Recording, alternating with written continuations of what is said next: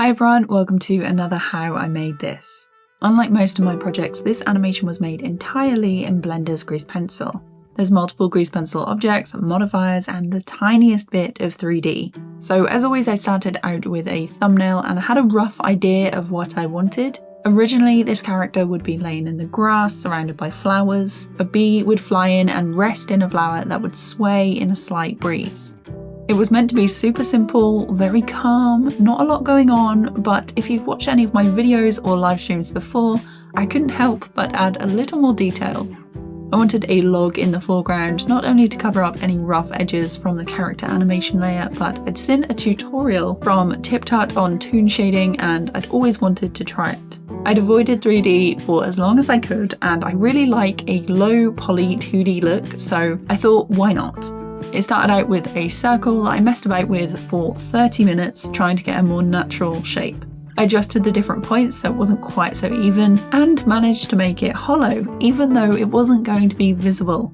I then spent the next 20 minutes arranging and rearranging the camera and log before I decided to redo the thumbnail I'd made. A couple of sketches later, I took a reference video to help with the posing and proportions and started testing out little head movements using edit mode to rotate and then sculpt mode for adjustments. I tend to leave the pen pressure off and have the brush absolutely massive to make sure I'm not just stretching out one side too much. Recently, I've been trying to do a more anime-inspired style rather than the Adventure Time, over the garden wall look that I usually go for. I really admire anyone who can draw good-looking anime, especially hair, which I find really hard, but it's a lot better than my first attempts. So next was selecting the log, going into the shading tab and messing about with the nodes. These look so scary, especially if you've never used them before, but it wasn't as bad as I'd feared. I added a shader and colour ramp, which I then used to add in different colours for the log, going for dark purples and reds. This was super easy to change and it looked pretty good. I tested out different positions for the light in the scene and it was very cool how the shader reacted. In the end, I left it at the top and added a new grease pencil layer to sketch out some details, changing the settings at the top from origin to surface and reducing the offset. Sometimes you've got to rotate a little bit to see how close the lines are and whether you want to adjust it a bit more.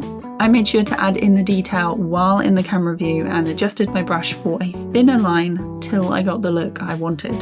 Changing to the render preview let me see what the final would look like, and then switching back to material preview to keep working. Just remember when switching to a new grease pencil or you're going from 3D to 2D that you change from surface back to origin. Now, because I'd changed the thumbnail, I wasn't quite sure what I wanted to do with the background. I tried adding in a cityscape with more leaves and grass sticking up, but I wasn't liking that, and it took me a while before I decided I'd try my hand modelling a flower. I was excited that the log had gone well, so I thought I could model and rig a flower no problem. It was, in fact, a problem. I spent 25 minutes making this flower, which I was kind of pleased with, and then another 20 minutes trying to rig it. I looked up a lot of tutorials, and the ones I enjoyed the most and will be going back to when I want to suffer again are Joey Carlino's modelling and rigging for impatient people, because that is me. This video is clearly for me. After failing to model and rig this flower correctly, I decided I'd suffered enough with 3D for that day, so I scrapped the flower and redid the background again. I felt the city was a little out of place but wanted something in the far distance, so I tried a house with tall grass and some flowers. Then it was a hill and some stones, and that eventually turned into this. I added new grease pencil objects and sketched out some flowers and mini mushrooms and moved those in front of the log. The final layer, sketched out in yellow, shows the forest sprites that are collecting pollen. One would shake the head of this flower, which was the one I actually wanted to model and rig. Definitely very ambitious, but something for next time maybe.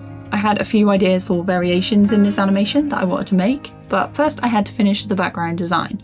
I like to have a plan when I start animation, or at least have something to work from when I'm streaming, but I was winging it, and thankfully it went well. Using materials to colour this time helped a lot when I changed my mind, so I could adjust as I went along. Usually I'm a fan of the colour attribute setting, which acts more like normal drawing programs. But it's more annoying to change something drawn with attribute colours than materials. I've been doing it with masks or hue/saturation modifiers, but if there's any sort of layer transparency lock, please let me know. I haven't found anything so far, and I think this would be a good feature to have.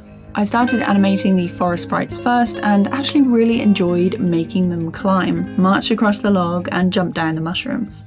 To save time, I duplicated frames and repositioned the figure in edit mode, redrawing the arms and legs rather than doing the whole body each time. Though I could have settled for one character that climbed, marched and jumped down, I wanted a little variation and made another. Using the previous animation as a base, I reanimated the final jump to have him fall at the end of the loop. This would need a reaction from the character watching, so I started on that next, focusing on timing out the different poses and matching it with the falling sprite. To time out something like this, I'll play the animation through and act it out, making a note of where my reactions happened in the timeline and sketching the poses and expressions, playing it through to make sure it feels right. Lining and colouring the sprites came next, and using the materials made everything very easy. I split the sprites into several different layers, keeping the arms and legs separate from the body. I used a single yellow line, the same as the heads, to make a new material, which was set to stroke instead of fill. I used different sizing for my brush with the pen pressure off, and different shades of yellow and orange to build up the pollen. I really enjoyed this part, it was very relaxing, and I just had to make sure there was enough variation as they fell from the flower and travelled across, some collecting in the basket and others going in front of and behind the log. Since this animation was a loop, I just duplicated the layer and shifted the frames along the timeline to match the movement of the flower. Unlike the pollen, I used a lot of layers for lining the character. I try to avoid redrawing the whole thing if I can to save time and keep the design more consistent. Splitting everything up also helped when I created the next variation of this character's movement, so I could make the sequence longer and add in variation to mix it up. Because there's a lot going on in this shot, it was quite difficult to see, so I turned off the background, flower and log layers. The stabilizer really comes in handy, and being able to turn it on and off by holding the Shift key sped things up a lot. Using my roughs as a template, and from the simple movements I'd made in the rough layer, I was able to use it as a guide. As I was winging it for this project and hadn't made a style frame, I really wasn't sure what colour combination I wanted for the character. So I changed my mind a bit and eventually settled on this. In the last loop I made, I didn't add white to the eyes because to me it looked odd. This time it didn't look right without it. Because the line work for the eyes had gaps in that were way too big for any gap closure that actually looked nice, I used boundary strokes to close off the eyes and fill them in. Just hold the Alt key with the fill tool selected and make your lines. Let go of the Alt key and fill in the now closed area to see how it looks. If it doesn't fill properly, then you might not have connected the lines right. Check it out in the wireframe view or just see if you can match it up a little better. Then go to Draw, Clean Up, Boundary Strokes, All Frames when you're done filling to remove the lines. Next it was time to add texture. I started with a new grease pencil, and I like to use my charcoal, hazy or speckle brushes from my Blender brush pack to add some colour. Though there's only a few here, I go through the blend modes and reduce the opacity of the layer so the texture isn't too strong. In edit mode I move it closer to the camera so it was now in front and affecting everything behind it. To finish off the animation, I added some texture to the flowers in their grease pencil objects and activated the mask option on the texture layers. I could have animated the texture, but instead I used a noise modifier, which worked pretty well and saved a lot of time. In total, I created 4 variations of this animation, and the differences between them were whether the wind was blowing the flowers or not, and whether there was a sprite that collected pollen who fell from the last mushroom or not. A couple of layers accidentally had the lights on and when rendering looked like this, so I had to switch those off before rendering again.